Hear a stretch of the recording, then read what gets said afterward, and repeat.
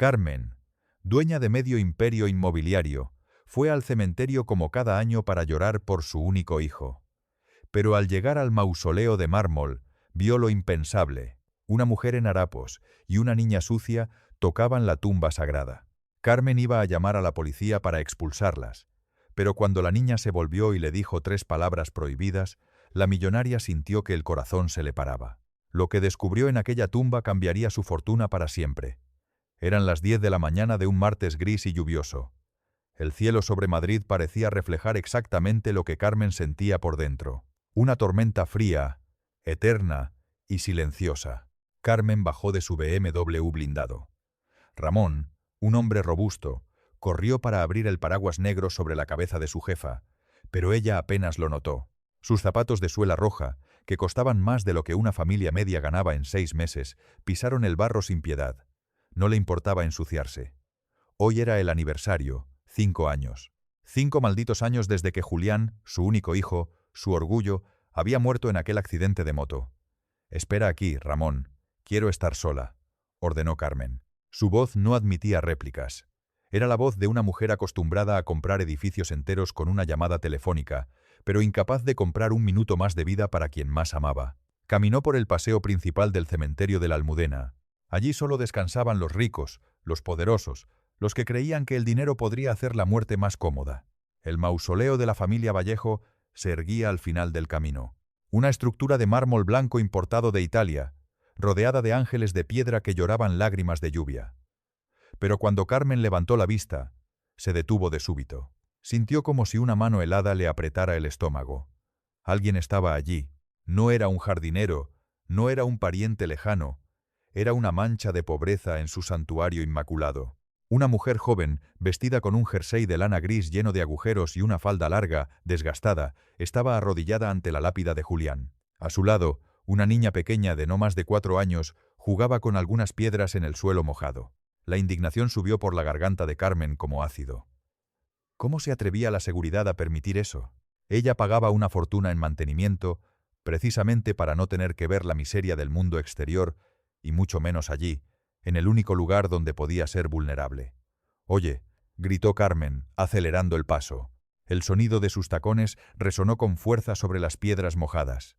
La mujer arrodillada se sobresaltó, se volvió rápidamente, con los ojos muy abiertos, llenos de pánico. Tenía el rostro cansado, ojeras profundas que hablaban de noches sin dormir y de hambre crónica, pero había una belleza triste en sus facciones. La niña pequeña se escondió rápidamente a espaldas de su madre, agarrándose a la tela gastada de la falda. ¿Qué se cree que está haciendo? Carmen llegó hasta ellas, jadeando más de rabia que de esfuerzo. «Aléjese de ahí ahora mismo. Esta es propiedad privada». La mujer pobre se levantó temblando.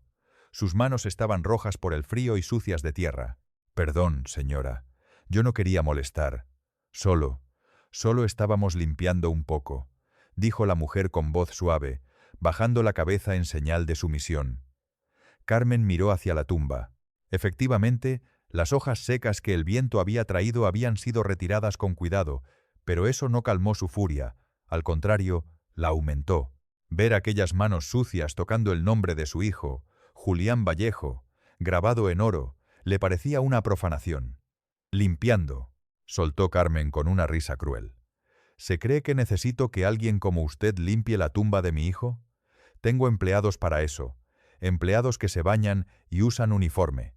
¿Qué quería? ¿Robar las flores? ¿Llevarse los jarrones de bronce para venderlos por unos pocos euros? No». La mujer levantó la vista por primera vez con un brillo de dignidad en sus ojos color miel. «Jamás robaría nada, señora. Lo juro por Dios. Solo trajimos esto». La mujer señaló a la base de la lápida.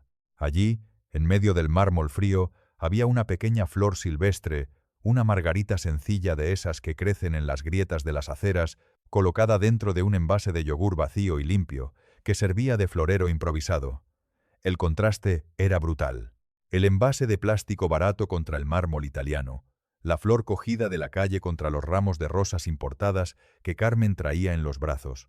«Quite esa basura de ahí ahora mismo», siseó Carmen, sintiendo que la situación era surrealista. «Esto no es un vertedero. Váyase antes de que llame a la seguridad y haga que la arresten por allanamiento de morada. La niña pequeña, que hasta ese momento había estado en silencio, se asomó por el lado de su madre. Tenía el pelo alborotado y unas zapatillas de lona que le quedaban grandes, probablemente donadas o encontradas. Pero sus ojos... Carmen sintió un escalofrío. La niña la miraba fijamente, no con miedo, sino con curiosidad. «Mamá, ¿es ella la abuela mala?», preguntó la niña con esa inocencia brutal que solo tienen los niños. El silencio que siguió a esa pregunta fue más pesado que la lápida de mármol. La madre de la niña se puso pálida como el papel y le tapó la boca a la pequeña suavemente. «María, no digas eso. Perdón, señora. Ella no sabe lo que dice. Nos vamos». «Ya nos vamos». La mujer se agachó apresuradamente para recoger el envase de yogur y la flor, intentando borrar cualquier rastro de su presencia. Sus manos temblaban tanto que el agua del envase se derramó sobre sus propios zapatos agujereados. «Espere», dijo Carmen. La palabra salió de su boca antes de que su cerebro pudiera procesarla. La frase de la niña le había golpeado en el pecho como un martillo. La abuela mala. Carmen era muchas cosas. Era dura, era fría, era exigente. Sus empleados la llamaban la dama de hierro a sus espaldas, pero nadie la llamaba abuela. Julián había muerto soltero, sin hijos. Su linaje había muerto con él en aquella carretera mojada hacía 5 años. «¿Qué le ha dicho a esta niña?», preguntó Carmen, acercándose un paso más. Su tono ya no era de grito, sino de una amenaza baja y peligrosa. «¿Quiénes son ustedes, estafadoras? ¿Han investigado mi vida para venir a pedir dinero inventando historias?». La mujer, que ya había tomado a la niña en brazos para huir, se detuvo. Sus ojos se llenaron de lágrimas. «No queremos su dinero, señora Vallejo. Sé quién es usted. Todo el mundo sabe quién es usted, pero usted no sabe quién soy yo, y es mejor así. Vamos, María». La mujer se dio la vuelta y empezó a caminar rápidamente hacia la salida lateral del cementerio, la que usaba el personal de servicio. «Ramón», gritó Carmen hacia la entrada principal. Aunque el chofer estaba demasiado lejos para oírla, sacó su teléfono móvil con manos nerviosas, iba a llamar a la seguridad, a hacer que las detuvieran en la puerta. Nadie le daba la espalda a Carmen Vallejo, y mucho menos después de insinuar semejante locura. Pero entonces ocurrió algo que detuvo el dedo de Carmen sobre la pantalla del teléfono. La niña, desde el hombro de su madre, levantó su pequeña mano y saludó a la tumba. «¡Adiós, papá Ángel!», gritó la pequeña con su voz aguda, y entonces empezó a tararear. No era una canción cualquiera, no era una canción de moda de la radio, era una melodía sencilla, repetitiva, un tarareo específico. «Nana, nanita, duerme ya». El móvil de Carmen cayó al suelo, golpeando contra el borde de piedra con un golpe seco. El mundo pareció girar a su alrededor. El sonido de la lluvia desapareció. Solo podía escuchar ese tarareo en su cabeza, esa canción, esa melodía estúpida e inventada. Carmen se transportó 25 años atrás. Julián tenía 5 años y no podía dormir. Ella había inventado esa melodía absurda en una noche de fiebre. Nunca la habían escrito, nunca la habían cantado delante de nadie más. Era su secreto, el secreto de madre e hijo. Julián la tarareaba cuando estaba nervioso, incluso de adulto cuando creía que nadie lo escuchaba. ¿Cómo podía saber esa niña andrajosa la canción de cuna secreta de su hijo muerto? «¡Pare!». El grito de Carmen fue desgarrador. No fue una orden, fue una súplica disfrazada de mando. La mujer se detuvo a unos 20 metros. No se dio la vuelta. Se quedó estática bajo la lluvia, abrazando a la niña con fuerza, como si quisiera protegerla de un disparo. Carmen corrió como no lo hacía desde hacía años, olvidando el decoro, olvidando sus rodillas doloridas y sus zapatos de diseñador. Llegó hasta ellas y agarró a la mujer por el brazo. El tejido del jersey mojado era áspero bajo sus dedos con manicura perfecta. «Míreme», jadeó Carmen con el maquillaje escurriéndose por la lluvia. «¿De dónde sacó esa canción? Hable». La mujer pobre se giró lentamente. Estaba llorando. Sus lágrimas se mezclaban con la lluvia. «Él la cantaba», susurró la mujer con la voz quebrada. «Él se la cantaba a mi barriga cuando ella aún no había nacido. Decía que era la canción que su madre le cantaba para espantar a los monstruos». Carmen sintió que le faltaba el aire. Se llevó una mano al pecho. «¿Julián?», preguntó con un hilo de voz. «¿Usted conocía a Julián?». La mujer asintió, bajando la mirada avergonzada. Yo trabajaba en la panadería cerca de su oficina, la panadería a la que él iba todas las mañanas. Nadie sabía lo nuestro, señora. Él le tenía miedo a usted. ¿Miedo de mí? ¿Miedo de mí? Carmen retrocedió un paso como si le hubieran dado una bofetada. Decía que usted nunca aceptaría a una camarera que no terminó la educación secundaria, que usted tenía planes para él, matrimonios con hijas de socios. Así que nos veíamos a escondidas. Carmen miró a la niña, a María. Ahora que estaba cerca, lo vio. No eran solo los ojos, era la forma de la barbilla, aquel pequeño hoyuelo característico de los Vallejo. Era la forma en que fruncía el ceño, exactamente igual a como Julián lo hacía cuando estaba confundido. Ella es. Carmen no podía terminar la frase. Era demasiado grande, demasiado imposible. Nació 6 meses después del accidente, dijo la madre apretando a la niña contra su pecho. Cuando Julián murió, me quedé sola. Me despidieron del trabajo porque el embarazo era de riesgo. Perdí el piso, lo perdí todo. ¿Por qué no vino a mí?, preguntó Carmen con una mezcla de horror y confusión. Soy rica, podría haber ayudado. Es mi sangre. La mujer sonrió con tristeza, una sonrisa amarga y dolorosa. Fui, señora. Fui a su mansión una semana después del funeral, con mi barriga de 3 meses. ¿No se acuerda? Carmen frunció el ceño, buscando en su memoria empañada por el dolor de aquellos días. Recordaba vagamente a gente en la puerta. Mucha gente. El guardia de seguridad, continuó la mujer.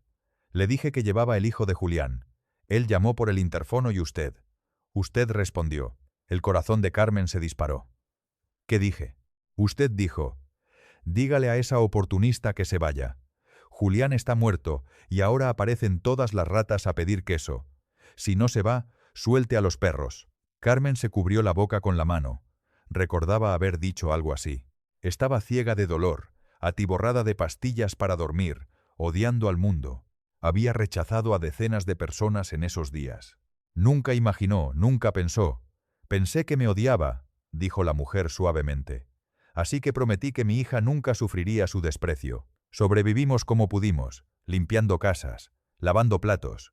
Pero hoy María quería ver a su papá. Ella sabe que él está aquí. La realidad cayó sobre Carmen como una losa de hormigón. Tenía una nieta que vivía en la miseria absoluta mientras ella vivía sola en una mansión de 20 habitaciones, rodeada de lujos que no le daban calor. Había llamado rata a la madre de su nieta. Había estado a punto de expulsar a su propia sangre del cementerio como si fuera basura. Carmen miró los zapatos agujereados de la niña.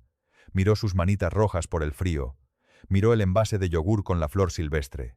Esa flor valía más que todas las coronas de rosas que ella había comprado en 5 años. Porque esa flor venía del amor puro, no de la obligación, ni de la culpa. «Déjeme verla», dijo Carmen. Su voz temblaba. Ya no era la dueña del imperio. Era una anciana solitaria ante un milagro. Se arrodilló en el barro sin importarle su traje de Chanel de 5.000 euros. Se puso a la altura de la niña. «Hola, María», dijo, intentando sonreír entre lágrimas.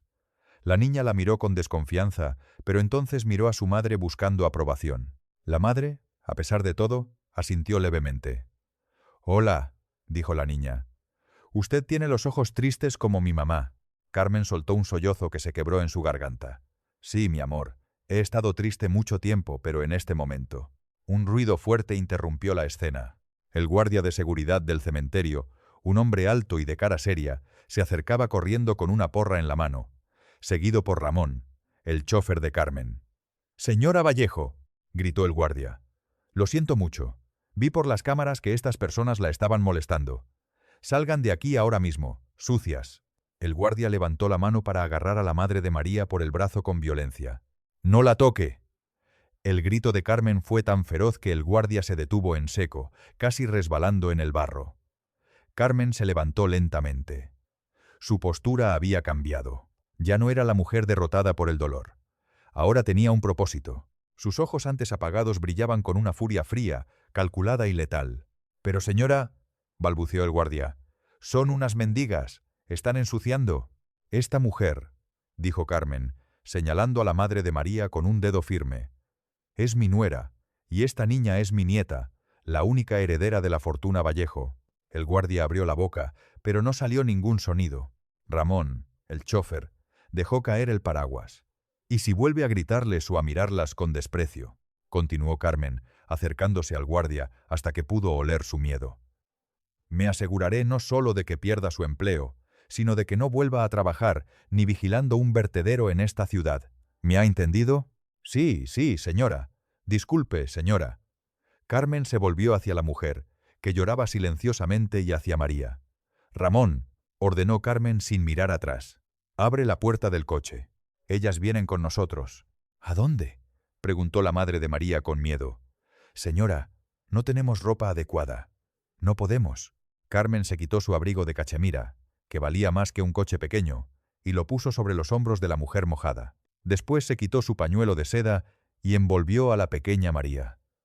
«A casa», dijo Carmen, y por primera vez en 5 años, la palabra casa no sonó vacía. «Vamos a casa. Tenemos mucho de qué hablar, y tengo 5 años de cumpleaños que compensar». Carmen tomó la mano de la niña. Estaba fría y áspera, pero cuando los pequeños dedos de María apretaron los suyos, Carmen sintió una descarga eléctrica. Era la misma sensación que sintió cuando le cogió la mano a Julián por primera vez. Subieron al coche, pero Carmen no sabía que el verdadero desafío apenas comenzaba, porque llevarlas a la mansión desataría una guerra con sus socios, con su propia familia extendida, que esperaba heredar su fortuna, y revelaría secretos de Julián que ni siquiera la madre de su hija conocía. Mientras el coche arrancaba, dejando atrás el cementerio, Carmen vio por el retrovisor una figura observándolas de lejos, escondida detrás de un árbol. Alguien más sabía de la existencia de la niña, y ese alguien no estaba contento.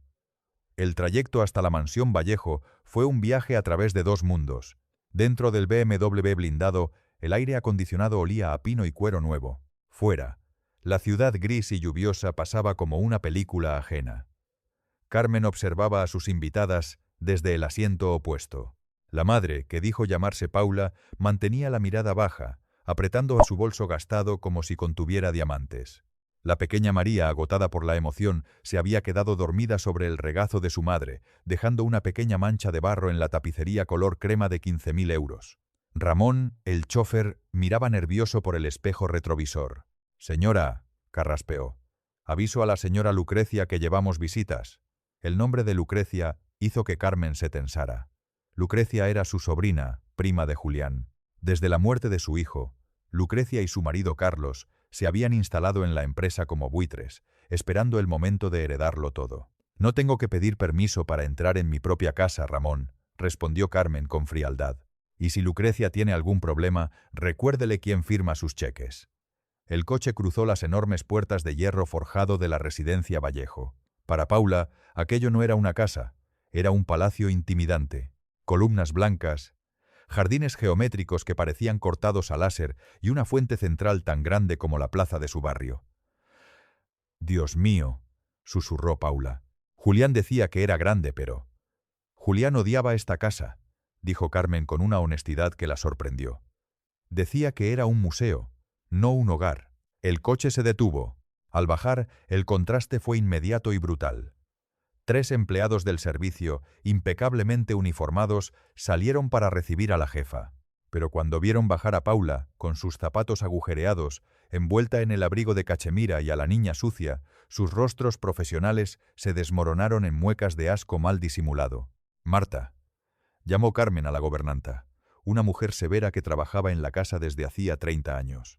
«Prepara la habitación de invitados, la azul, y quiero que suban comida caliente inmediatamente.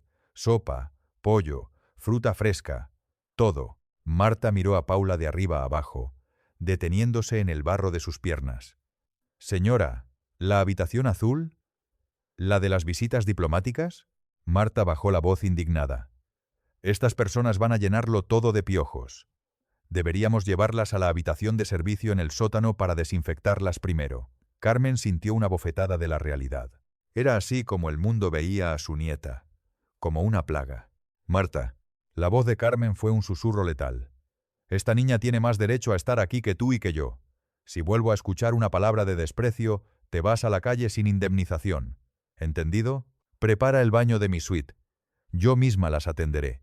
El personal de servicio se dispersó como hormigas asustadas. Carmen guió a Paula y María escaleras arriba. pasando por los retratos al óleo de los antepasados Vallejo. Paula lo miraba todo con temor, temiendo tocar las paredes y ensuciarlas. Al entrar en el baño principal, un espacio de mármol y grifos dorados más grande que todo el piso donde Paula vivía antes de ser desahuciada, la joven madre rompió a llorar. «¿Qué pasa?», preguntó Carmen, alarmada, cerrando la puerta. «¿Te duele algo?». Paula negó con la cabeza, sollozando mientras dejaba a María soñolienta sobre la alfombra de felpa. «Es que hace meses que no tenemos agua caliente, señora. María se baña con agua fría en un cubo. Ver esto es demasiado». Carmen sintió que se le partía el corazón, abrió los grifos y el vapor empezó a llenar el baño. «Vengan, vamos a quitarles este frío de los huesos». Lo que pasó en la hora siguiente fue una transformación. Mientras Carmen ayudaba a lavar el pelo enmarañado de la niña con champú de jazmín, descubrió las cicatrices de la pobreza. María tenía marcas de picaduras de insectos en los brazos. Estaba demasiado delgada para su edad. Se le notaban las costillas, pero también vio algo más. Cuando el agua limpió la cara de la niña, el parecido fue innegable. «Tiene el lunar», dijo Carmen, pasando el dedo suavemente por el hombro derecho de la niña. «Julián tenía este mismo lunar». «Sí», dijo Paula, que se lavaba los brazos en el lavabo con timidez. «Julián le decía la marca del beso del ángel». Carmen miró a Paula. Ahora que estaba limpia, sin el maquillaje de la suciedad y el cansancio extremo, Carmen vio que era una mujer guapa, pero más allá de la belleza, había una tristeza profunda en sus ojos. «Necesito saber la verdad, Paula», dijo Carmen, entregándole una toalla de algodón egipcio. «Toda la verdad. ¿Por qué Julián no me lo dijo? Entiendo que tuviera miedo de mi reacción, pero ocultar un embarazo, ocultar a su hija, eso no es propio de él. Él adoraba a los niños».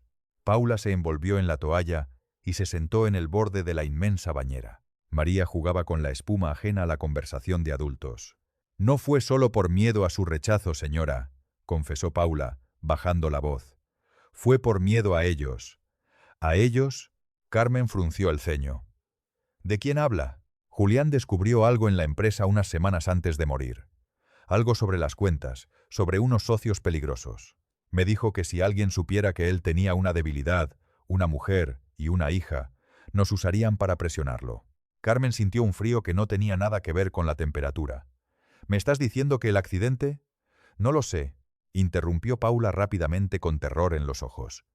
«Nunca lo supe, pero la noche antes de morir, él vino a mi casa. Estaba pálido, me dio un sobre, me dijo: «Si me pasa algo, no abras esto a menos que sea cuestión de vida o muerte. Y nunca, nunca te acerques a mi familia, a menos que no tengas otra opción». «¿Tienes ese sobre?», preguntó Carmen, poniéndose de pie de un salto.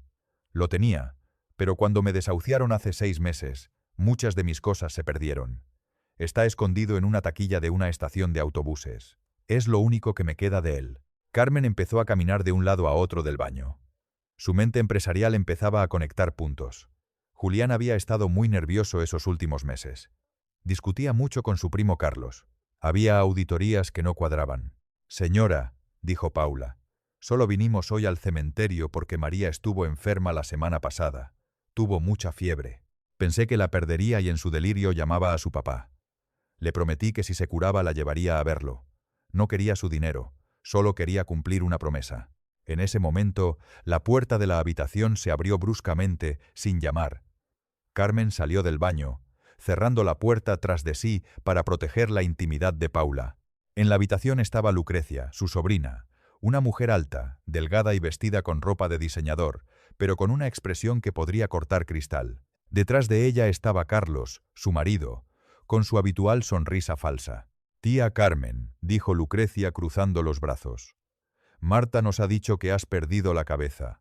¿Es verdad que has traído a unas mendigas a casa y que las estás bañando en tu baño?». «Son mis invitadas», respondió Carmen, irguiéndose en toda su estatura. «Y esta es mi casa. No recuerdo haberte invitado a mi habitación, Lucrecia». «Carmen, por favor», intervino Carlos con tono condescendiente. «Entendemos que estés sola. El aniversario de la muerte de Julián siempre te deja sensible, pero meter a gente de la calle es peligroso. Podrían tener enfermedades, podrían ser ladronas, o peor, espías industriales de la competencia disfrazadas». «Esa mendiga», dijo Carmen, saboreando cada palabra. «Es la madre de mi nieta». El silencio que siguió fue absoluto. Carlos perdió su sonrisa. Lucrecia se puso pálida. «¿Qué?», soltó Lucrecia con una risa nerviosa. «Nieta». «Tía, Julián no tenía hijos. Te han engañado. Es el truco más viejo del mundo. Una mujer pobre busca a una vieja rica y solitaria». «Tiene los ojos de Julián», cortó Carmen. «Tiene su barbilla, y sabe cosas que solo Julián sabía. Pruebas de ADN», gritó Carlos, perdiendo la compostura.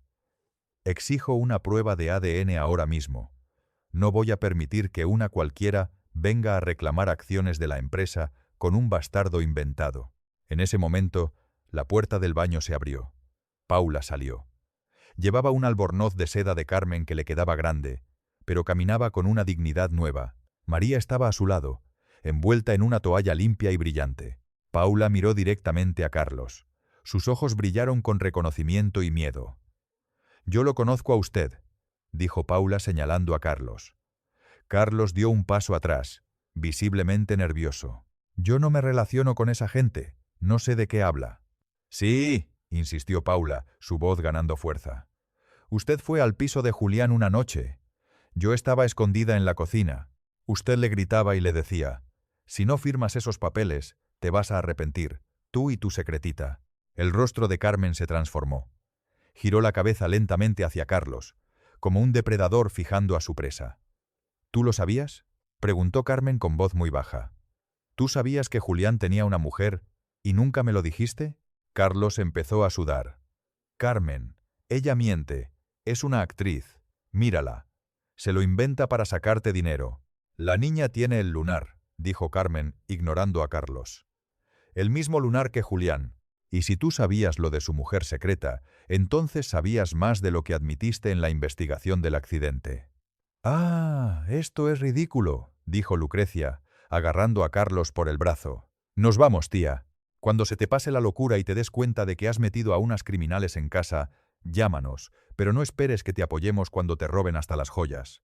Lucrecia y Carlos salieron de la habitación casi corriendo, pero antes de cruzar la puerta, Carlos lanzó una última mirada a Paula. Una mirada que no era de desprecio, sino de amenaza pura, una promesa de destrucción. Carmen se quedó temblando de rabia. Se volvió hacia Paula y María. «Tenías razón», dijo Carmen, respirando con dificultad. «Había peligro. He estado durmiendo con el enemigo bajo mi techo todo este tiempo». Carmen se acercó a un escritorio antiguo y sacó un talonario de cheques. Escribió una cifra y se lo tendió a Paula. Paula miró el papel. Eran 10.000 euros. «No quiero su dinero, señora», repitió Paula ofendida. «No es un regalo», dijo Carmen, sus ojos brillando con determinación. «Son gastos operativos. Mañana a primera hora iremos a esa estación de autobuses a buscar el sobre que dejó Julián y después iremos al mejor laboratorio de la ciudad. Vamos a hacer esa prueba de ADN». Carmen se agachó ante María, que lo miraba todo con ojos grandes. «Pero no porque dude de ti, mi amor. Sé que eres mi sangre. Lo siento en mis huesos. Haremos la prueba para restregársela por la cara a esos buitres». Carmen se levantó y miró por la ventana hacia el jardín, donde la lluvia seguía cayendo. «Se acabó el llorar por los muertos», dijo Carmen con una fuerza que no sentía desde hacía 5 años. «Ahora es hora de luchar por los vivos. Paula, bienvenida a la familia. Prepárate porque acabamos de declarar la guerra». Pero lo que Carmen no sabía era que Carlos ya estaba haciendo una llamada desde su coche. Una llamada a un contacto oscuro que no había usado en 5 años. «El problema ha resurgido», decía Carlos al teléfono. «Sí, la chica y la niña están con la vieja. Necesito que se encarguen. Esta vez no puede haber errores como con los frenos de la moto. Quiero que parezca un asalto que salió mal esta noche». La mansión Vallejo se sumió en la oscuridad. Afuera, la tormenta había empeorado, transformando el jardín en un pantano de sombras y viento aullante. Eran las 2 de la madrugada. Carmen no podía dormir. Estaba sentada en un sillón de terciopelo en la esquina de la habitación de invitados, vigilando el sueño de María y Paula. La pequeña dormía con la boca entreabierta, una pierna fuera de las sábanas de seda, exactamente igual a como Julián dormía a esa edad. El silencio de la casa trajo fantasmas. Carmen cerró los ojos y por un momento el olor a lluvia y humedad del presente se transformó en el olor a tabaco de pipa y colonia antigua de su difunto marido, el padre de Julián, Un hombre que había construido este imperio con sangre y hierro. Recordó una noche hacía 30 años. Julián tenía fiebre.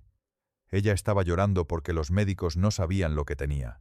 Su marido le puso una mano en el hombro y le dijo: «Los Vallejo no nos quebramos, Carmen. Nos doblamos, pero nunca nos quebramos. Y si alguien amenaza nuestra sangre, nos transformamos en monstruos para defenderla». Esa frase resonó en su mente. Transformarse en monstruos. Carmen se miró las manos, ahora arrugadas y manchadas por la edad. ¿Le quedaba fuerza para ser un monstruo, si fuera necesario? Había pasado los últimos 5 años siendo un fantasma, una sombra doliente en una casa vacía, pero ver a esa niña respirar le había inyectado una dosis de adrenalina que creía olvidada. Se levantó para acomodar la manta sobre María. Al hacerlo, sus dedos rozaron la mejilla de la niña. Estaba caliente, viva. Era la prueba tangible de que Julián no se había ido completamente. Fue entonces cuando lo oyó. No fue un trueno, fue algo más sutil. El crujido de una rama seca, pisada en la terraza de abajo. Después el sonido inconfundible de un cortador de vidrio, deslizándose sobre el cristal de la puerta trasera de la cocina. El corazón de Carmen se detuvo un segundo y después arrancó a galope. El sistema de alarma no había sonado. Eso solo significaba una cosa. Alguien tenía el código o alguien lo había desactivado desde dentro. Carmen se movió rápido. Sus años de dolor en las articulaciones desaparecieron bajo el peso del miedo puro. No miedo por ella, sino por las 2 vidas inocentes en la cama. Se acercó a Paula y le tapó la boca con la mano antes de sacudirla suavemente. Paula abrió los ojos de un salto, aterrorizada. «Chist», susurró Carmen en el oído de la joven.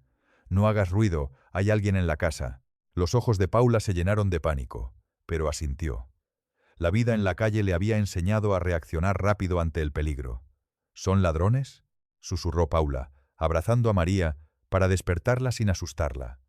«No», dijo Carmen, recordando la mirada de odio de Carlos y la llamada que imaginó que hizo. «Son peores». Crack.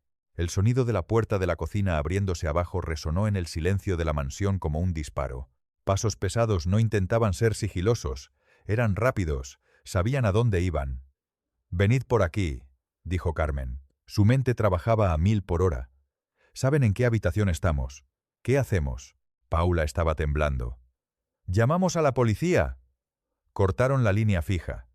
«Lo vi en la luz del teléfono del pasillo y mi móvil está abajo en el bolso». «No hay tiempo». Los pasos ya estaban en la escalera. Eran al menos 3 hombres. Las botas golpeaban la madera noble con violencia. Carmen corrió hacia el gran armario empotrado de la habitación. No era un armario normal. La casa había sido construida por el abuelo de Julián en tiempos políticos convulsos. «Ayúdame a mover esto», ordenó Carmen, empujando una pesada cómoda de caoba que estaba dentro del vestidor. Paula, impulsada por la adrenalina, empujó con una fuerza sorprendente para su delgadez. Detrás de la cómoda, el panel de madera tenía una pequeña hendidura casi invisible. Carmen presionó con el pulgar en un punto específico que parecía un nudo en la madera. Un clic mecánico sonó y el panel se abrió, revelando un pasadizo oscuro y estrecho. La habitación del pánico original de la casa, olvidada por todos, incluso por Carlos y Lucrecia, que nunca se preocuparon por conocer la historia de la familia. «Entrad», siseó Carmen. En ese momento, la puerta de la habitación principal se abrió de una patada. La madera se astilló con un estruendo terrible. 3 hombres vestidos de negro, con pasamontañas, bates de béisbol y uno con algo que brillaba como un cuchillo largo, irrumpieron en la habitación. «¡Allí!», gritó uno con voz ronca, señalando al vestidor, donde Carmen terminaba de meter a María. «¡Cierra el panel!», le gritó Carmen a Paula. «No, sin usted no», gritó Paula, extendiendo la mano. Carmen vio a los hombres corriendo hacia ella. Faltaban 5 metros, 4. Carmen la miró. En vez de eso, agarró un pesado jarrón de bronce macizo que adornaba una mesa auxiliar. «Cierra», ordenó Carmen, la matriarca suprema. Paula, llorando, tiró del panel desde dentro. El muro falso se cerró con un golpe seco, justo cuando el primer asaltante se abalanzó sobre Carmen. Carmen no era una guerrera ninja, era una mujer de 65 años. El primer hombre la empujó, tirándola al suelo. El jarrón rodó lejos. Carmen sintió un dolor agudo en la cadera al golpear la alfombra, pero el instinto de protección era más fuerte que el dolor. ¿Dónde están?, gruñó el hombre poniéndole una rodilla en el pecho, aplastándole el aire. Sabemos que la chica y la niña están aquí. Carmen le escupió en la cara del pasamontañas. Están lejos, jadeó. Lejos de basura como vosotros. El hombre levantó la mano y golpeó a Carmen en la cara. El sabor metálico de la sangre le llenó la boca. «Buscad», ordenó el hombre a sus cómplices. «No pueden haber desaparecido». Carlos dijo que no habían salido de la casa. Carlos, allí estaba. La confirmación no era un asalto, era una ejecución. Su propio sobrino político había enviado asesinos para matar a una niña de 4 años y a su madre para proteger una herencia. La furia que Carmen sintió fue volcánica, superó el miedo, superó el dolor físico. Uno de los hombres empezó a golpear las paredes del vestidor. «Jefe, aquí suena a hueco. Rómpelo», ordenó el que sujetaba a Carmen. Carmen vio cómo levantaban los bates contra el panel de madera, donde se escondían su nuera y su nieta. Escuchó el grito ahogado de María al otro lado. «No». Carmen, sacando fuerzas de donde no las había, le arañó los ojos al hombre que la sujetaba. Él gritó y se llevó las manos a la cara, soltándola un segundo. Carmen rodó por el suelo, no hacia la puerta, sino hacia la mesita de noche. Abrió el cajón inferior.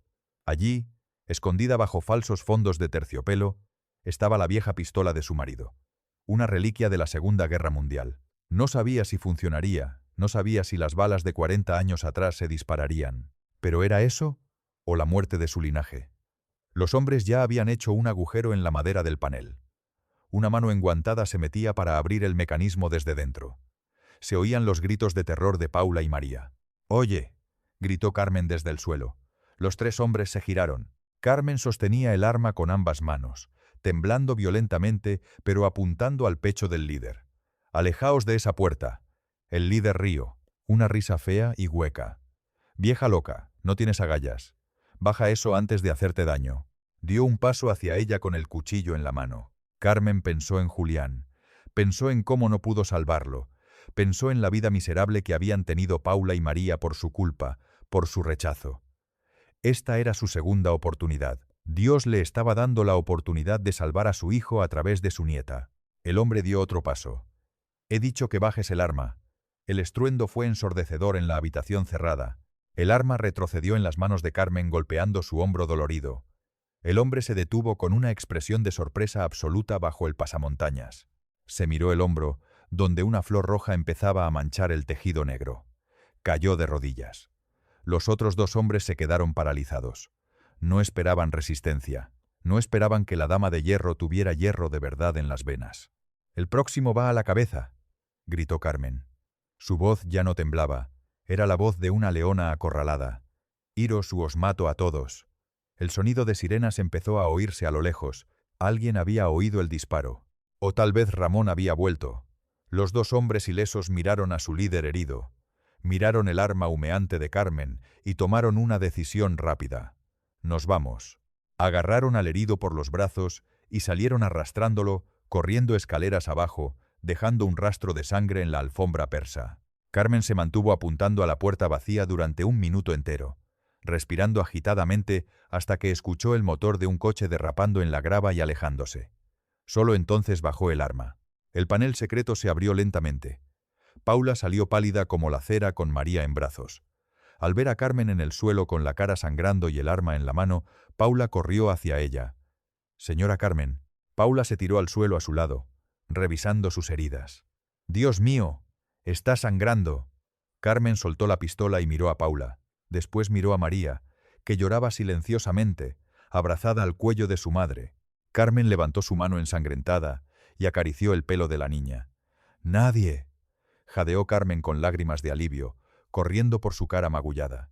«Nadie volverá a haceros daño. Lo juro por la tumba de mi hijo». Paula, llorando, abrazó a la anciana millonaria y en ese suelo frío, rodeadas de destrucción, sangre y cristales rotos, la barrera social entre ellas desapareció completamente. Ya no eran la millonaria y la mendiga, eran 2 madres, eran una familia forjada en el fuego de la supervivencia. Minutos después, las luces azules de la policía inundaron la habitación a través de la ventana rota. Ramón, el chofer, entró corriendo, seguido de 2 policías armados. «Señora», gritó Ramón, horrorizado al ver la escena. Llegué en cuanto vi las luces apagadas de la caseta. «Ramón», dijo Carmen, dejando que los paramédicos la atendieran.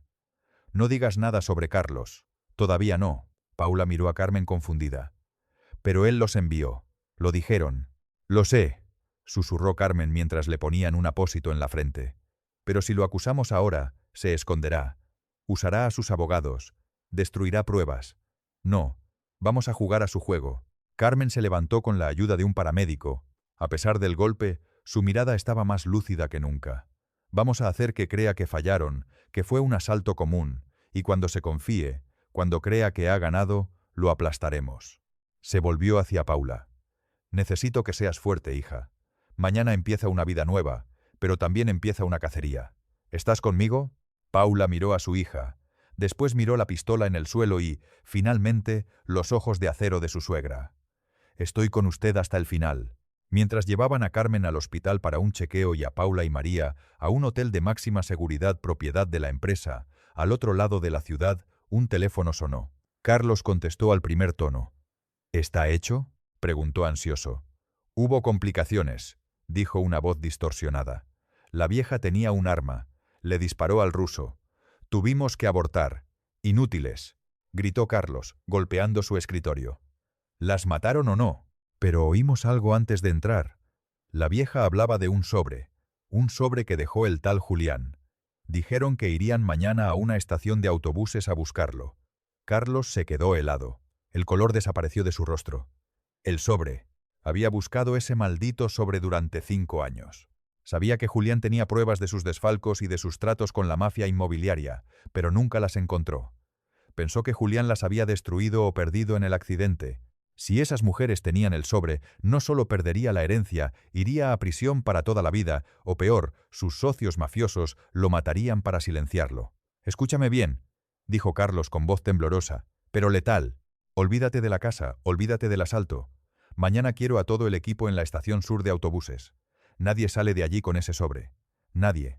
Si hace falta quemar la estación con ellas dentro, lo hacéis». Colgó el teléfono y miró por la ventana de su piso de lujo.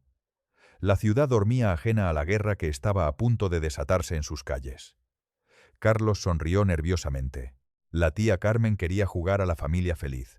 Ahora iba a ver lo que pasa cuando te metes con el dueño del tablero. La suite del hotel de seguridad era un búnker de lujo, pero el aire se sentía tan denso como en una celda. Eran las 8 de la mañana. Carmen se miraba en el espejo de cuerpo entero, pero no reconocía a la mujer que le devolvía la mirada. Tenía un apósito en la frente oculto bajo un sombrero de ala barata. No llevaba su traje de Chanel, sino unos vaqueros desgastados y una chaqueta ancha que Ramón, su chofer, había conseguido en un mercadillo nocturno. «No parece usted, doña Carmen», dijo Paula desde la puerta. Ella también estaba cambiada, pero para Paula esa ropa era su uniforme de guerra diario. Carmen se giró, sintiéndose vulnerable sin su armadura de alta costura. «Ese es el punto, ¿no?», respondió Carmen con una mueca. «Si Carlos tiene gente vigilando la estación, buscarán a una millonaria y a su nuera fugitiva. No buscarán a 2 mujeres de la limpieza yendo al turno de mañana».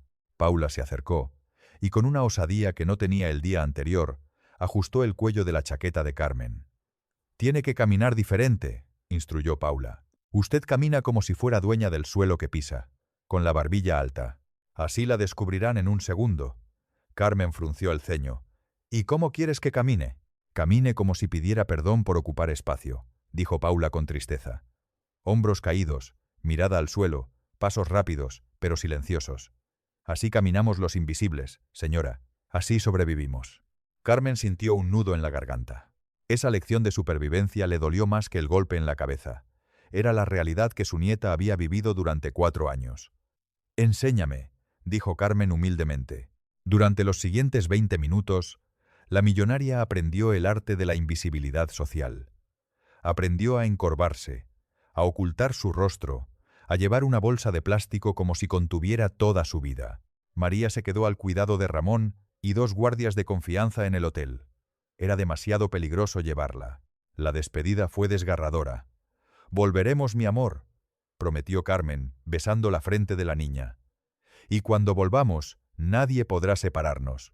Salieron del hotel por la puerta de servicio, subiéndose a un taxi viejo en vez del BMW blindado. El destino, la estación sur de autobuses, el lugar donde el pasado de Julián esperaba ser desenterrado. La estación de autobuses era un caos de ruido, olor a gasoil y humanidad desesperada. Carmen sintió un impulso de pánico al verse rodeada de tanta gente, empujones y gritos de vendedores ambulantes. En su vida anterior jamás habría pisado este lugar sin un guardaespaldas abriéndole camino. «No se suelte de mi brazo», susurró Paula, guiándola con pericia experta entre la multitud. «Y no mire a los ojos a nadie». Avanzaron hacia la zona de taquillas. El corazón de Carmen latía con fuerza contra sus costillas. Cada hombre con cazadora de cuero le parecía un asesino de Carlos. Cada mirada casual le parecía una amenaza. «Allí están», dijo Paula, deteniéndose detrás de una columna de hormigón llena de grafitis. Carmen se asomó con cuidado. Delante de la fila de taquillas metálicas oxidadas había 2 hombres parados. No hacían nada, solo observaban. Uno de ellos tenía el brazo en cabestrillo. «Es él», susurró Carmen, sintiendo que la sangre se le helaba. «Al que disparé anoche». Carlos no había mentido. Había enviado a todo su equipo. Estaban vigilando las taquillas. Acercarse era un suicidio. «No podemos pasar», dijo Carmen desesperada. «Si nos ven, nos matan aquí mismo entre la multitud. A esta gente no le importa que haya testigos». «No necesitamos fuerza, señora», dijo Paula con un brillo extraño en los ojos. «Necesitamos al barrio». Paula miró a su alrededor y sus ojos se iluminaron al ver a un grupo de personas sentadas en el suelo en una esquina distante, rodeadas de cartones y perros callejeros. «Espéreme aquí», dijo Paula, «y por lo que más quiera, no levante la cabeza». Carmen vio cómo Paula se acercaba al grupo de indigentes. Hubo abrazos, hubo sonrisas. Carmen se sintió avergonzada. Había juzgado a esas personas toda su vida. Las había ignorado desde la ventanilla de su coche y ahora eran su única esperanza. Paula volvió 5 minutos después, acompañada de un hombre mayor, desdentado y con barba grisácea, que olía a cartón de vino barato, pero tenía ojos bondadosos. «Señora Carmen, este es el abuelo», presentó Paula. «Él cuidaba de María cuando yo tenía que ir a buscar comida». El hombre hizo una reverencia exagerada y cómica. «Un placer, madame. Paula me dice que tiene problemas con los gorilas de ahí enfrente y que esos gorilas son los mismos que lastimaron a la pequeña Sofía». «Sí», dijo Carmen, tragándose su orgullo aristocrático y estrechando la mano sucia del hombre. «Necesitamos llegar a la taquilla 404. ¿Puede ayudarnos?» «Por la pequeña Sofía muevo montañas», dijo el abuelo. «Y por ver la cara de esos tipos cuando el mundo se les caiga encima, lo hago gratis». «Chicos», silbó a su grupo. Lo que pasó a continuación fue una coreografía del caos. De repente, 2 de los indigentes empezaron a pelearse ruidosamente justo enfrente de los hombres de Carlos. Gritos, empujones, botellas rodando. La gente de la estación se apartó asustada. «Oye, salid de aquí, ratas», gritó el hombre del brazo herido, avanzando para dispersarlos y mantener su zona de visión clara. En ese momento, otro grupo de personas sin hogar, empujando carritos de supermercado llenos de chatarra, bloqueó accidentalmente el paso de los otros vigilantes, creando una muralla de metal y cartón. «¡Ahora!», gritó Paula. Carmen y Paula corrieron. No corrieron como fugitivas, sino deslizándose entre la confusión como sombras. Llegaron al pasillo de las taquillas. La 404 estaba abajo, cerca del suelo. Paula sacó una llave pequeña y oxidada que llevaba colgada del cuello con una cadena. Sus manos temblaban. «Rápido, hija, rápido», urgió Carmen vigilando sus espaldas. Los gritos de la pelea se intensificaban, pero los hombres de Carlos pronto se darían cuenta de que era una distracción. La llave giró. Clac. La portezuela de metal se abrió con un chirrido. Dentro no había dinero, no había joyas, solo había un sobremanila grueso sellado con cinta adhesiva y un osito de peluche pequeño y viejo. Paula agarró el sobre y el oso. «Lo tenemos». «¡Allí están!». El grito vino del final del pasillo. El hombre herido, el ruso, las había visto a través de una brecha en la barrera de carritos. Se había librado de la distracción y corría hacia ellas, sacando un arma con silenciador, sin importarle las cámaras. «¡Corre!». Carmen agarró a Paula por el brazo. Corrieron hacia la salida de las dársenas de autobuses, donde los motores rugían y el humo de gasoil lo cubría todo. «Por aquí». Paula tiró de Carmen hacia un autobús que estaba cerrando sus puertas con destino hacia el centro. «No tenemos billete», jadeó Carmen. «Sube». Se colaron justo cuando las puertas neumáticas se cerraban, golpeando el hombro de Carmen. El autobús arrancó saliendo de la dársena. A través de la ventana trasera vieron al ruso golpear el lateral del autobús con furia, quedándose atrás mientras el vehículo ganaba velocidad y salía a la autovía. Carmen se dejó caer en el asiento, el corazón a punto de explotarle. Miró a Paula, que abrazaba el sobre contra su pecho, llorando y riendo al mismo tiempo. Por primera vez, Carmen no vio a una extraña, vio a una compañera. Vio a la mujer que su hijo había amado y entendió por qué Paula tenía una fuerza que el dinero no podía comprar. «Gracias», dijo Carmen, tomando la mano de Paula. No la soltó. «Me has salvado la vida. A la abuela mala». Paula apretó la mano de Carmen. «Usted salvó a mi hija anoche. Estamos en paz, abuela». La palabra abuela sonó diferente esta vez. No era un insulto, era un título, ganado en batalla. El autobús las llevó lejos del centro, hacia una zona industrial tranquila. Bajaron en la primera parada segura y se refugiaron en una pequeña cafetería de carretera vacía y silenciosa. Pidieron 2 cafés solos. Era el momento. Carmen puso el sobre la mesa de formica pegajosa. «¿Lo abrimos?», preguntó con miedo de lo que pudiera encontrar. Paula asintió y rasgó el sobre con cuidado. Dentro había 2 cosas: un pendrive y una carta manuscrita. La carta tenía fecha de 2 días antes del accidente. Carmen reconoció la letra de Julián inmediatamente. Esa caligrafía inclinada y nerviosa se llevó la mano a la boca para ahogar un sollozo. Paula le pasó la carta a Carmen. «Es para usted», dijo Paula. «El encabezado dice para mamá». Carmen tomó el papel temblando. Empezó a leer en voz alta con la voz quebrada. «Mamá, si estás leyendo esto, es que ya no estoy. Y si estás leyendo, espero que sea porque Paula tuvo el valor de buscarte y tú tuviste el corazón de escucharla. Sé que te decepcioné. Querías que fuera el rey de tu imperio, el tiburón de los negocios como papá. Pero yo solo quería ser feliz, y encontré esa felicidad en un lugar que tú nunca mirarías, en una panadería con una mujer que me ama por quien soy, no por el apellido Vallejo». Carmen tuvo que detenerse. Las lágrimas caían sobre el papel borrando la tinta. Continuó leyendo. «No dije nada sobre Paula, ni sobre el bebé que viene en camino, porque tenía miedo. No de que me desheredaras, eso no me importa. Tenía miedo de que las trataras como tratas a todo lo que no encaja en tu mundo perfecto, pero me equivoqué.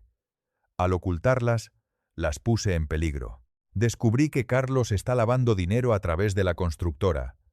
Está usando materiales baratos en los edificios nuevos. Los de la zona sur se van a derrumbar, mamá. Van a matar a gente si hay un terremoto». Lo confronté y me amenazó con eliminar mis distracciones. En el pendrive están todas las pruebas, las cuentas reales, las grabaciones de sus amenazas. Úsalo, destrúyelo. Pero por favor, mamá, te lo suplico, protege a mi familia, conoce a tu nieta, dale a ella el amor que te sobraba y que no sabías dónde poner desde que papá murió. Eres una gran mujer, mamá. Solo olvidaste cómo ser dulce». Carmen dejó caer la carta. El silencio en la cafetería era absoluto. «Eres una gran mujer, solo olvidaste cómo ser dulce». La frase la golpeó más fuerte que cualquier bala. Había pasado 5 años odiando al mundo, pensando que su hijo había muerto por imprudente, cuando en realidad había muerto como un héroe, intentando proteger a inocentes de la corrupción de Carlos. Y ella, ciega, había dejado a la familia de ese héroe en la calle. «Lo siento mucho», susurró Carmen, mirando a Paula. «Lo siento tanto, hija mía. Perdóname por cada minuto de estos 5 años. Perdóname por el hambre que pasasteis, por el frío». Paula se levantó de su lado de la mesa y abrazó a Carmen. Un abrazo real, fuerte, de hija a madre. «Julián me dijo que usted era dura», dijo Paula en el oído de Carmen. «Pero también me dijo que si alguien lograba entrar en su corazón, usted defendería a los suyos contra el mismísimo diablo». Y tenía razón. Carmen se secó las lágrimas, guardó la carta en su bolsillo cerca del corazón. Después cogió el pendrive y lo apretó en su puño hasta que los nudillos se le pusieron blancos. Su mirada cambió. La tristeza dio paso a una determinación fría, calculada y letal. La dama de hierro había vuelto, pero esta vez tenía corazón. «Tenemos las pruebas», dijo Carmen, su voz recuperando el tono de mando. «Tenemos los registros bancarios, tenemos las amenazas. Carlos quería guerra, pues vamos a darle el apocalipsis.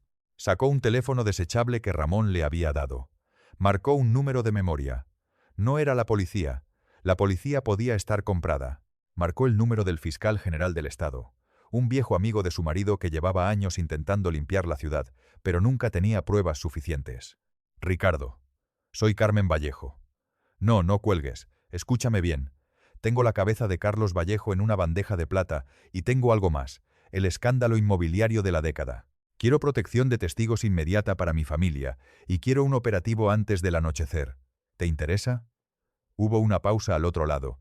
Después, una respuesta afirmativa. Carmen colgó y miró a Paula.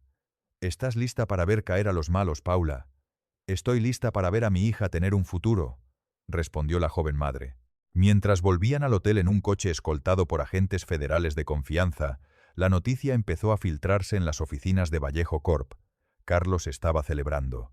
Creía que sus hombres habían fallado en la estación, pero que Carmen estaba asustada y escondida. No sabía que el pendrive ya estaba conectado en el ordenador de la fiscalía. No sabía que sus cuentas en las Islas Caimán estaban siendo congeladas en aquel preciso instante. Carmen miraba por la ventana del coche oficial. La lluvia había parado. Un rayo de sol tímido rompía las nubes grises.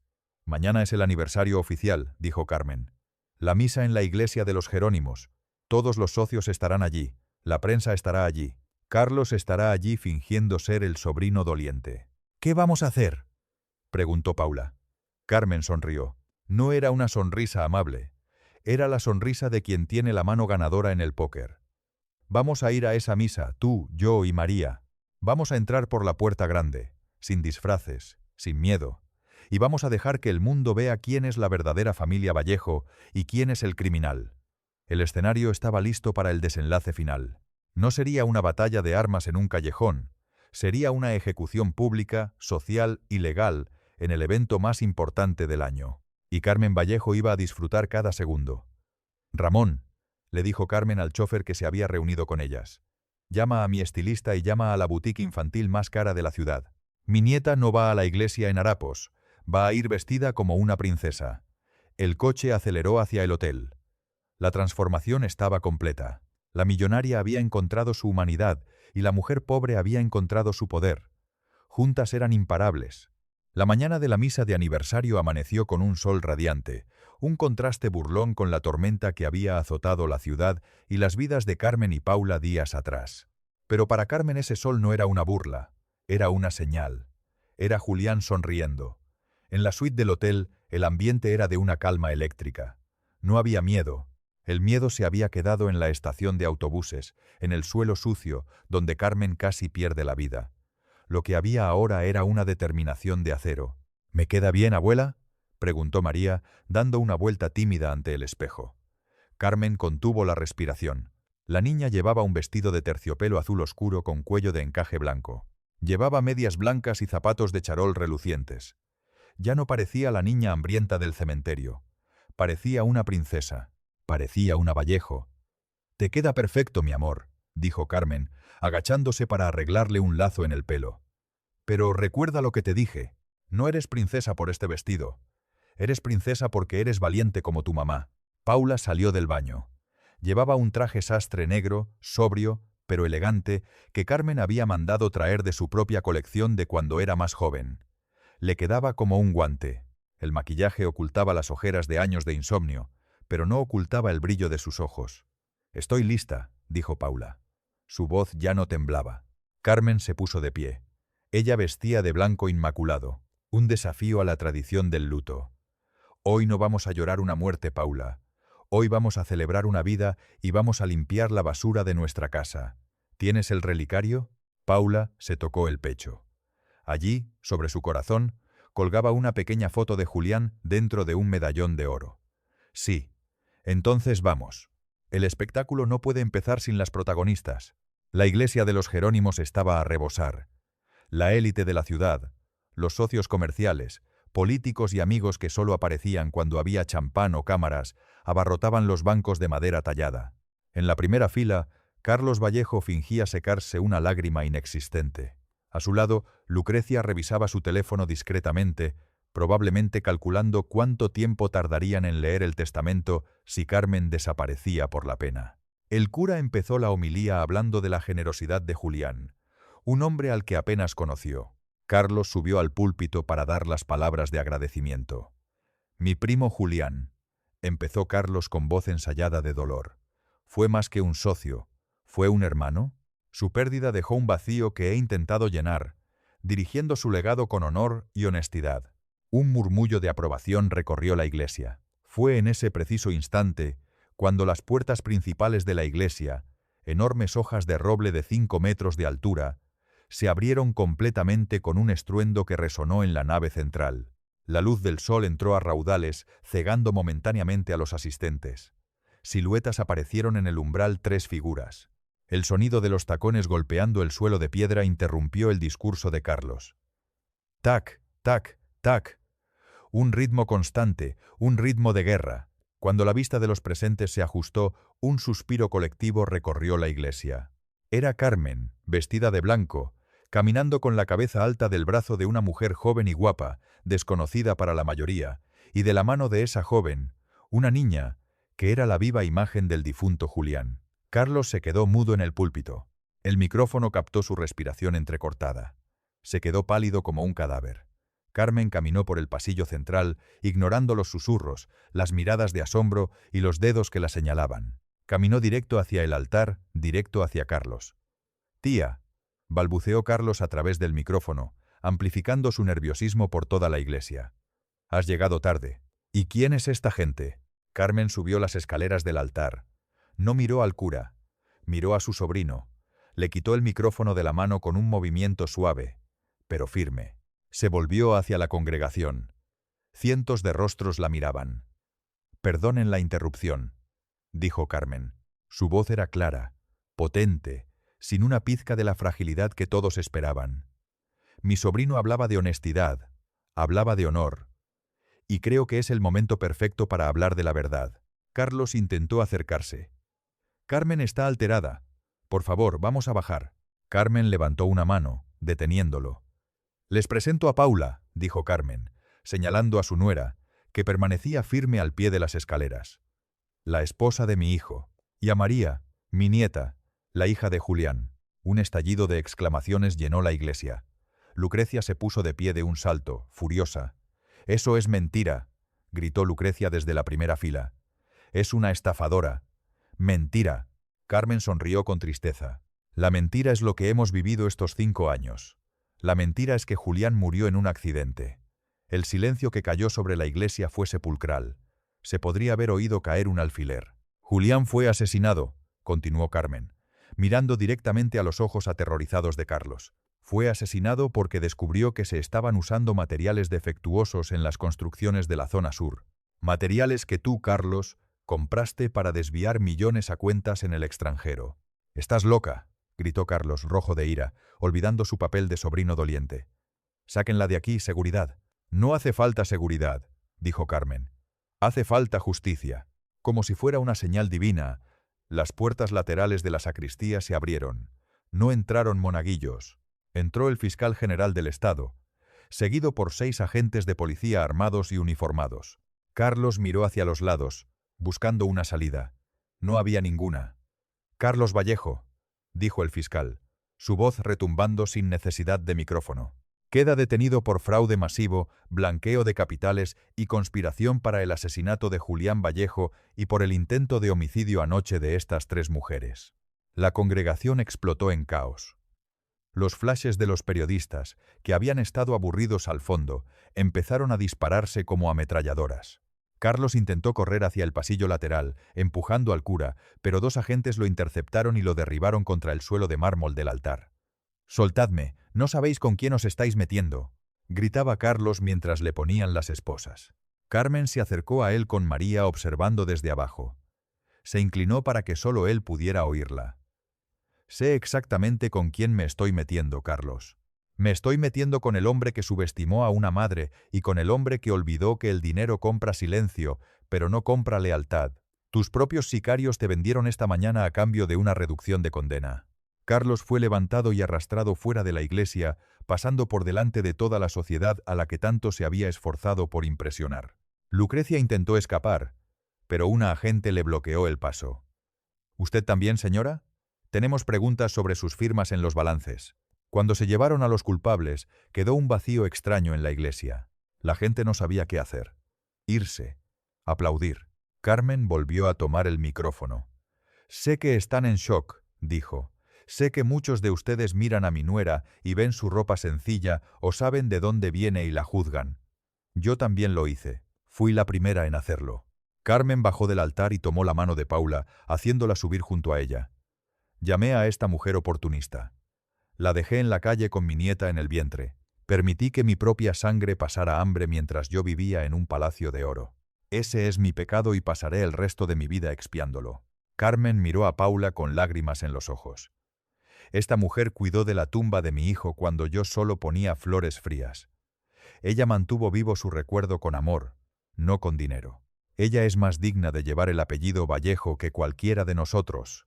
La millonaria se quitó el anillo de diamantes y rubíes que llevaba en la mano derecha, el anillo familiar que había pasado de generación en generación. Delante de todos, tomó la mano de Paula y le puso el anillo. «Bienvenida a casa, hija». Alguien empezó a aplaudir al fondo.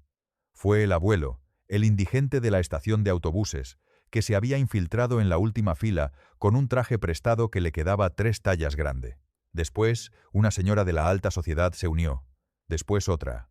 En segundos, la iglesia entera estaba de pie aplaudiendo.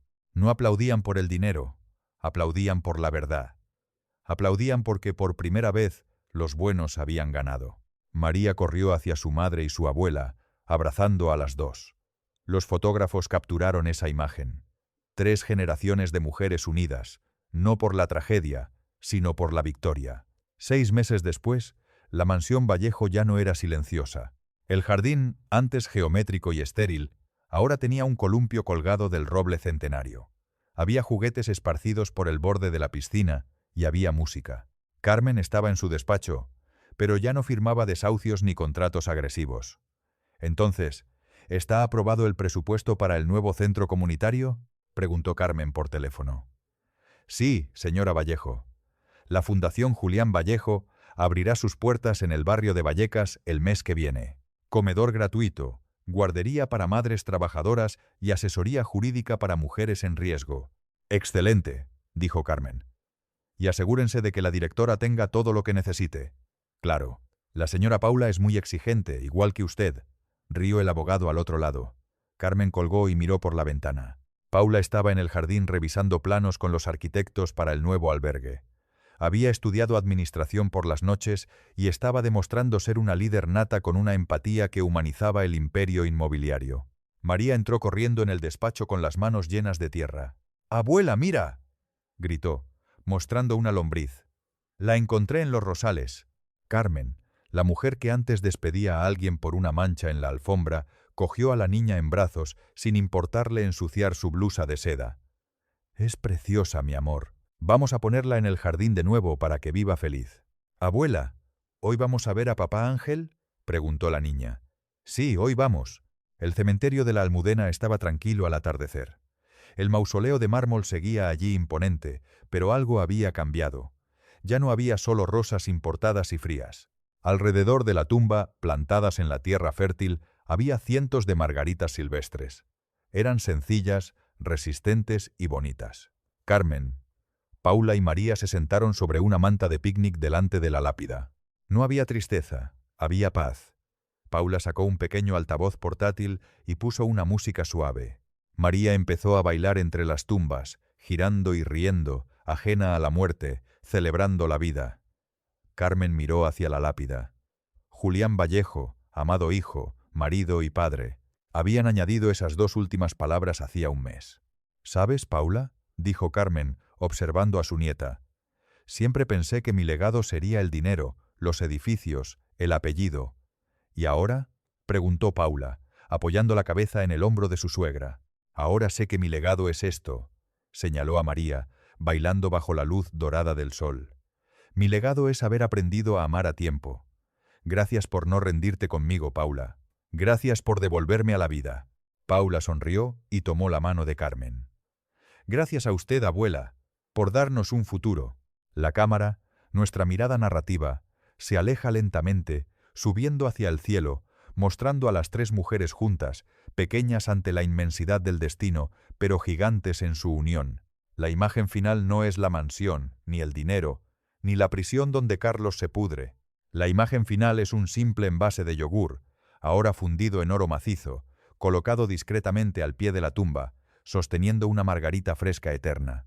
A veces, la verdadera riqueza no está en lo que tienes en el banco, sino en quién tienes a tu lado cuando llega la tormenta. Carmen Vallejo casi lo perdió todo por orgullo, pero ganó el universo entero gracias al perdón. Porque nunca es tarde para arreglar lo que está roto, y nunca es tarde para decir bienvenido a casa. Fin. ¿Y tú, querido seguidor, qué te pareció esta historia de redención y familia? Carmen descubrió que el verdadero tesoro no estaba en su imperio inmobiliario, sino en el corazón de una nieta que casi perdió para siempre. A veces, las personas más importantes de nuestra vida están más cerca de lo que imaginamos, escondidas detrás de nuestros prejuicios y orgullo. Al igual que Carmen, todos merecemos una segunda oportunidad para hacer lo correcto. Deja tu me gusta si esta historia tocó tu corazón. Suscríbete al canal para más historias que inspiran y en los comentarios cuéntame. ¿Crees que el amor puede vencer cualquier barrera social? ¿Desde qué ciudad de España nos estás viendo? Tu participación nos ayuda a seguir contando historias que inspiran y transforman vidas. Cuéntalo en los comentarios. ¿Crees que el respeto es más poderoso que el dinero? ¿Desde qué ciudad nos estás viendo?